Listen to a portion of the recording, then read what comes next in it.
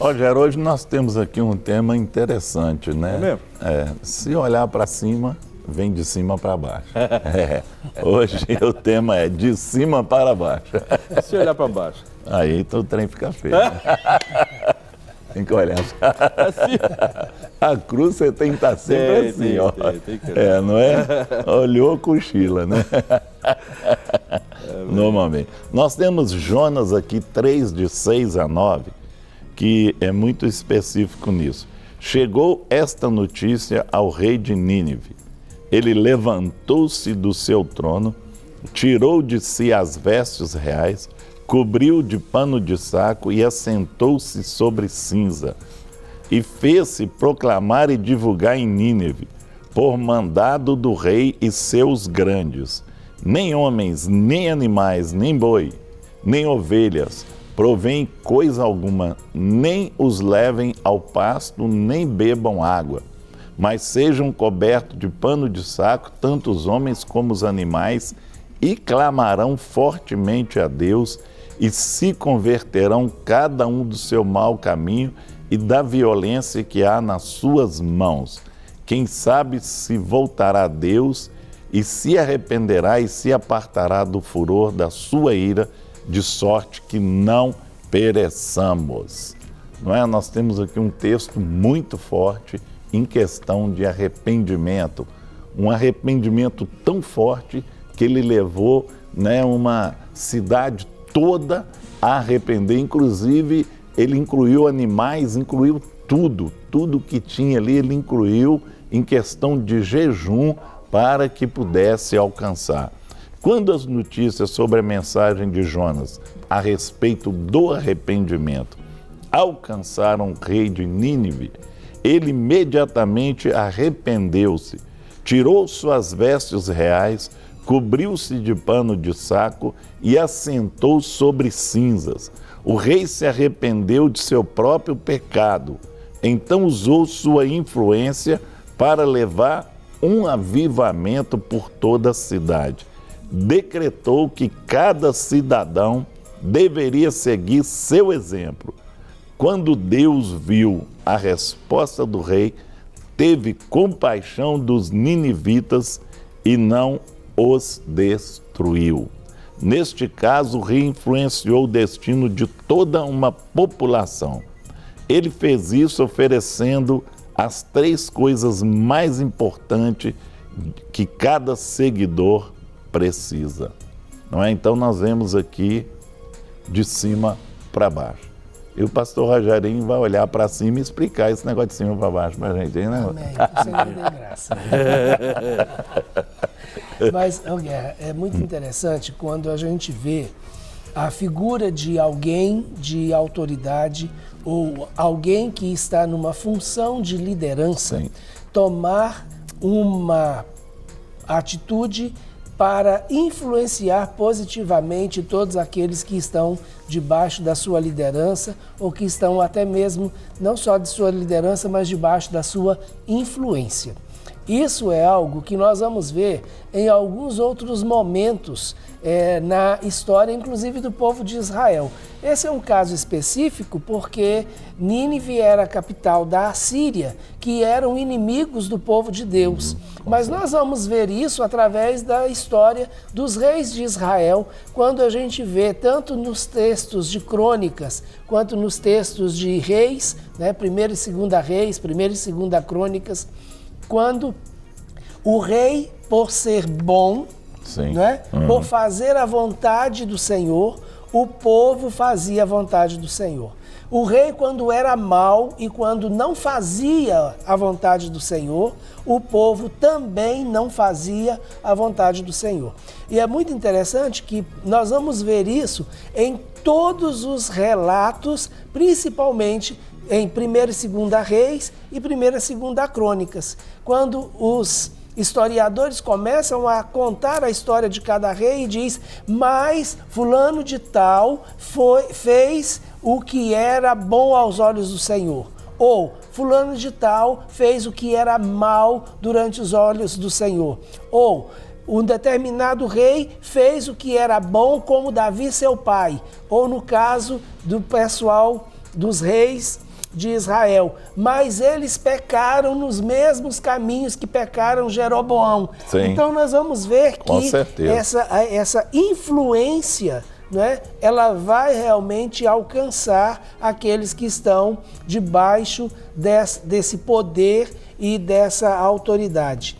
Isso nos leva a entender o quanto Deus preza a autoridade que Ele mesmo estabelece e o quanto está colocado sobre essa pessoa de autoridade um nível de responsabilidade. Aquele que está numa posição de autoridade ou de liderança, ele acaba não sendo responsável não apenas por si, mas também pelos outros que estão debaixo da sua liderança, debaixo da sua cobertura, debaixo da sua autoridade. Então, Deus cobra de um nível diferenciado da pessoa do líder? Sim, até porque há um princípio estabelecido pelo Senhor de quem muito é dado, muito será cobrado. Então, se Deus libera um nível de autoridade, um poder maior e uma abrangência no sentido de influência, então Ele vai cobrar dessa pessoa aquilo que ele realmente recebeu. Agora, quando nós realmente olhamos para um líder ou para uma pessoa que está exercendo influência e podemos receber influências positivas, isso é extremamente gratificante para o povo. Agora, o grande problema é quando nós olhamos para cima e não vemos nada de bom, não vemos nenhum exemplo que realmente vale a pena. Aí realmente é algo extremamente desolador, né? Quando a gente para e olha e fala, meu Deus, e agora? Quem eu vou imitar? Qual o exemplo que eu vou trazer? E é muito interessante porque eu estava, inclusive, lendo um texto hoje falando a respeito da educação das crianças. E as crianças, cada um de nós, aprendemos pelo exemplo e a criança aprende muito mais pelo exemplo, até porque os outros meios de acesso, né, para o aprendizado ainda não estão totalmente desenvolvidos. Então, principalmente a criança, quando ainda não aprendeu a ler, quando ainda está numa fase da construção da sua própria identidade, do seu caráter, e que o acesso à informação é especificamente visual, né, e auditivo, então ela vai aprender por aquilo que ela ouve e vê, o quanto isso é importante. O quanto é necessário, de repente, parar, até mesmo como uma criança, né? E olhar para cima e ver o exemplo, achar um bom exemplo e repetir esse exemplo e incorporar esse exemplo como uma prática de vida, incorporando isso na própria identidade e no caráter. A repetição é um processo. Se aprende por repetição, né? Então, isso é extremamente importante. E a gente precisa realmente considerar esses dois pontos. Um é quando estamos numa posição de ser influentes. Que exemplo nós estamos dando? O outro é quando olhamos de baixo para cima e que exemplo eu vou seguir. Isso. É explicado, Guerra? Gostei do ou. Ok, nós já temos aqui muitas participações. Eu já quero ressaltar uma aqui de um pastor muito querido, amigo nosso. Bom dia, pastor Rogério. Bom dia para os demais pastores, deixa abençoado o programa. Hoje eu gostaria de pedir uma oração por uma causa na justiça envolvendo o apartamento onde moramos. Muito obrigado, estamos ainda em Bauru, na casa do André, filho do pastor João Deco, né? E a pastora Regina manda um abraço para a pastora Janice. Obrigado, pastor João Deco, né? Um casal abençoado que conhecemos há alguns anos, né? Na Assembleia de Deus, lá no período de São Cristóvão, né? Lá no Rio de Janeiro, quando nós começamos a fazer a clínica, o Veredas Antigas, então já há alguns anos já, né? Nem vamos contar para a gente não ficar meio assim, né? Mas graças a Deus pelo seu carinho, obrigado pelo seu carinho, da pastora Regina também, abençoando a vida dos seus filhos, né? Estivemos aí recentemente, né, no Rio, estivemos lá na pastora Lisete, né, e pudemos rever ali alguns irmãos queridos, né? e soube também a respeito da pastor Léo, né, informou sobre a enfermidade assim que o Samuel tem tido, né, e nós colocamos a vida dele diante do Senhor também. Em nome de Jesus, obrigado pelo seu carinho. Um grande abraço, nós vamos orar aqui no final do programa. Bom dia, sou de Camaçari, gostaria de saber como eu faço para curar uma depressão. Peço que orem pelo meu casamento, meu marido saiu de casa. Nós vamos orar, sim. Uma palavrinha rápida, Guerra, aí sobre essa questão da depressão. A questão da depressão tem que ver qual o grau que está essa depressão dela. Porque muitas vezes você precisa de um acompanhamento psicológico ou talvez até um psiquiatra para você tomar um remédio para controlar.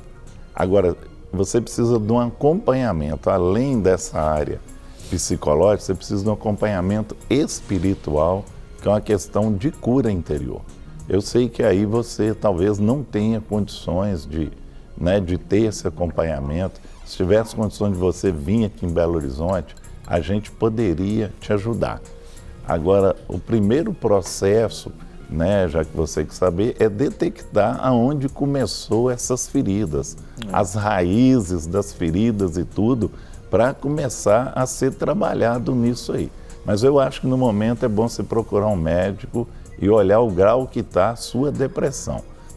Conforme o grau que está e conforme a forma que está caminhando isso aí, talvez dá ainda condições de você ser tratada sem um psiquiatra, sem um psicólogo. Mas conforme o grau que tiver, aí você tem que procurar um médico para ele poder te orientar e medicar. Amém.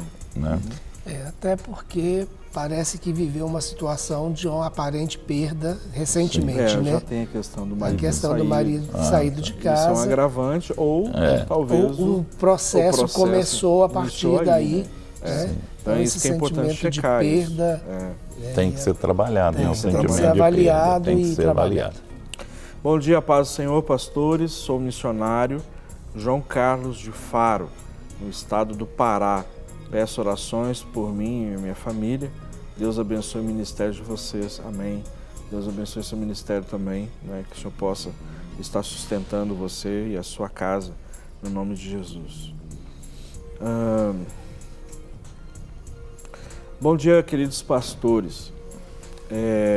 A paz. Pastores, eu e meu esposo buscamos em todo o tempo servir ao Senhor. Em nosso coração tem crescido a cada dia a vontade de mudar de Belo Horizonte para longe, principalmente da família dele. Pessoas muito difíceis que tentam entulhar os nossos poços. Em um estudo nos falaram do espírito de Jezabel, que relata bem o comportamento da mãe dele. Será que estamos fugindo como Jonas?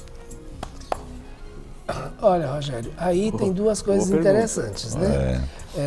Primeiro, a questão de Jonas, que fugiu, mas como ela citou o exemplo de Jezabel, nós temos uma outra figura bem interessante, que é a figura de Elias. Exato. Que Elias também fugiu.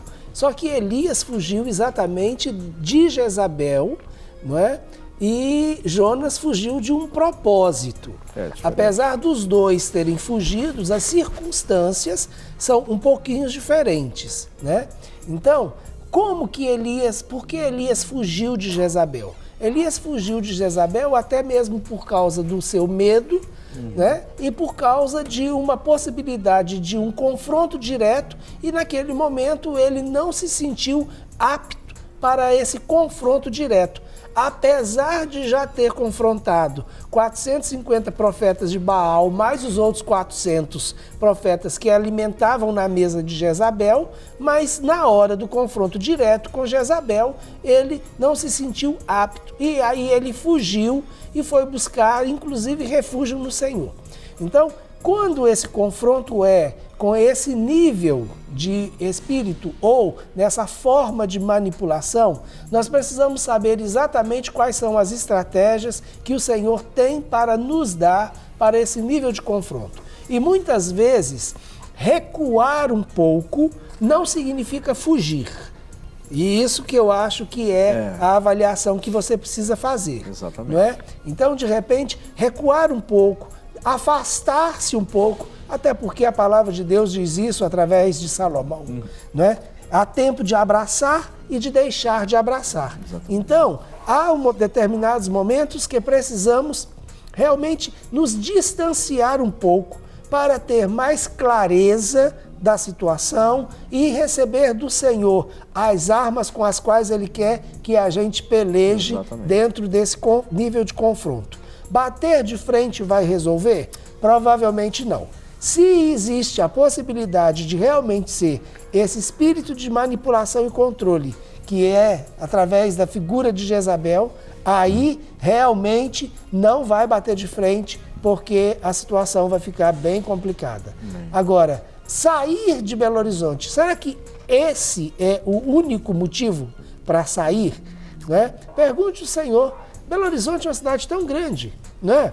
E olha, às vezes hoje as pessoas moram no mesmo prédio, no mesmo andar e não se comunicam. Então, a questão da territorialidade não é a base mais importante para o relacionamento. Exato. Você pode continuar em Belo Horizonte e manter limites nessa relação e aí vai ser mais saudável para vocês. Exatamente. E aí, Guerra, vamos... Olha, nós temos aqui na questão de cima para baixo, um modelo claro. Foi o primeiro a arrepender-se estabelecendo um exemplo. Não é? O que aconteceu aqui na questão do rei? Ele foi o primeiro a tomar posse e arrepender. Ele fez e passou, né, um edito lá para que todos fizessem, mas ele tomou a primeira posição. Então, eu creio sim, foi exemplo, né? E essa questão de cima para baixo, né? É igual o pastor Rogerinho falou aqui, olha para cima e vê um bom exemplo, você vai seguir aquele exemplo. Você vê um mau exemplo também, vai vir aquele mau exemplo. E o trem vem no efeito dominó, vai, né? E a cidade que não tem trem, como é que é? Hein? E a cidade que não tem trem? Aí vai ter que usar carruagem. Carroça, seja carro de boi. A cidade que não tem trem pode ter um grande peixe. Pode ter um grande peixe, tem um peixe, né? Já que nós estamos falando em Jonas, já tem não um vem peixe de trem lá, não, vem de peixe. Aliás, hoje pode ir de Uber. Pode. Pode ir de Uber, tá bom, vai de Uber então. Tá certo.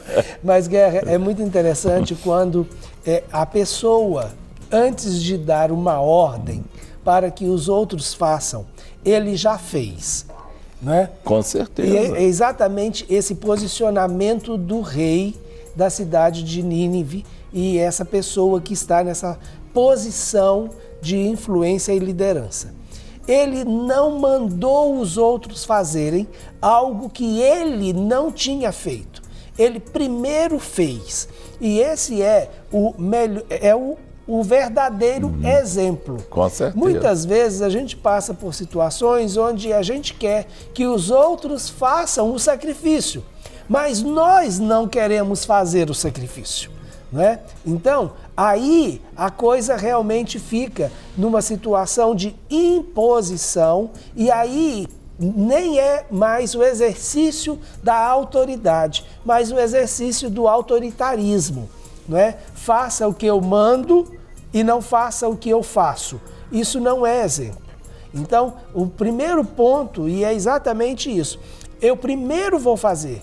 Eu fazendo, eu passo a ser exemplo. Eu passo a ser a imagem que os outros vão refletir. Com certeza, isso mesmo. Então, se eu estou me comprometendo com essa situação, é muito mais fácil achar pessoas que também se comprometam com essa situação. Muito bem. Claro que poderão ter pessoas que vão se opor, né? Isso aí sempre tem, né? Sempre tem alguns. A torcida sempre tem. Sempre tem. O time pode ser o menorzinho que for, porque tem torcida. Nem que seja o técnico lá do banco, né? Para receber todas as novidades do canal, inscreva-se. E se curtir o vídeo, clique em gostei. Aproveite para acompanhar a Rede Super nas redes sociais.